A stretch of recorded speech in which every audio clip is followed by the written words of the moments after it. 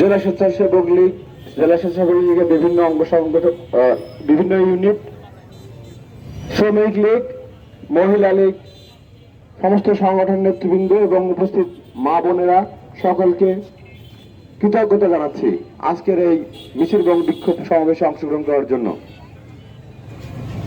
আমাদের প্রথম প্রশ্ন যে এটা হত্যা না নিখোঁজ, এটার আগে তদন্ত করা হোক ভালোভাবে। এখন পর্যন্ত কিন্তু তিনি নিখোঁজ রয়েছেন, তিনি হত্যা হয়েছেন এরকম কিন্তু কোনো প্রমাণ কেউ দেখাতে পারেনি। আমরা ইতিমধ্যে ইন্ডিয়ান চ্যানেলে দেখেছিলাম যে আনার সাহেবকে হত্যা করা হয়েছে, সেই লাশ নিতে লাশবাহী গাড়ি পর্যন্ত আমরা দেখেছিলাম যে সঞ্জীবা গার্ডেনে প্রবেশ করছে।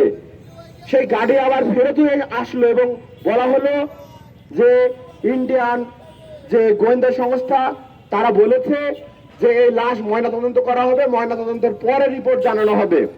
কিন্তু তার পরে আমরা জানতে পারলাম যে অ্যাকচুয়ালি ওখানে সেই লাশ নেই, লাশ 80 টুকরো করা হয়েছে। আবার শুনলাম লাশ কুচি কুচি করে কিমা বানিয়ে বাথরুমে ফ্লাশ দেওয়া হয়েছে। কখনো শুনলাম ব্যাগে করে, আমরা ব্যাগও দেখলাম, ব্যাগে করে লাশ বাইরে নিয়ে যাওয়া হয়েছে, লাশের টুকরো করে বাইরে নিয়ে যাওয়া হয়েছে। এক এক সময় এক এক কথা, এবং তা বলা হচ্ছে কি, সেটা বলা হচ্ছে গোয়েন্দাদের বরাত দিয়ে, গোয়েন্দাদের সূত্র দিয়ে গোয়েন্দারা নাকি এটা বলেছে, গোয়েন্দারা সেটা বলেছে। আমরা বিভিন্ন ভিডিও ফুটেজও দেখছি।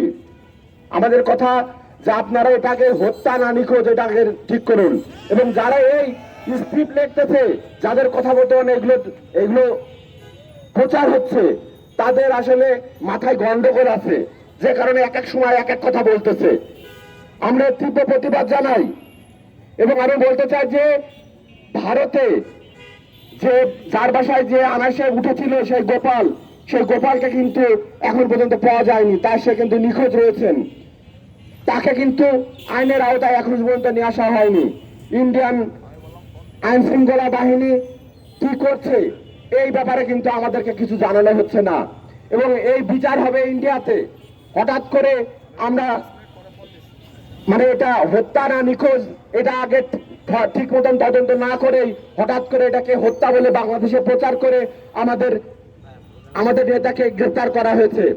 আমরা তীব্র প্রতিবাদের নিন্দা জানাই এবং বলতে চাই যে আগে আপনারা নিশ্চিত করুন এটা হত্যা, তারপরে এইভাবে মানুষকে হয়রানি করুন, প্রচার করুন। তার আগে এভাবে মানুষকে হয়রানি এবং বিভ্রান্ত করবেন না। আমি এই কথা বলেই আজকের এই সভার আমার কথা শেষ করছি এবং এই সভার সমাপ্তি ঘোষণা করছি। সকলকে ধন্যবাদ। জয় বাংলা, জয় বঙ্গবন্ধু। এবং আগামীকাল যথারীতি আমাদের কর্মসূচি অব্যাহত থাকবে। সকলকে সেই কর্মসূচিতে অংশগ্রহণ করার জন্য আহ্বান জানাচ্ছি। ধন্যবাদ সকলকে।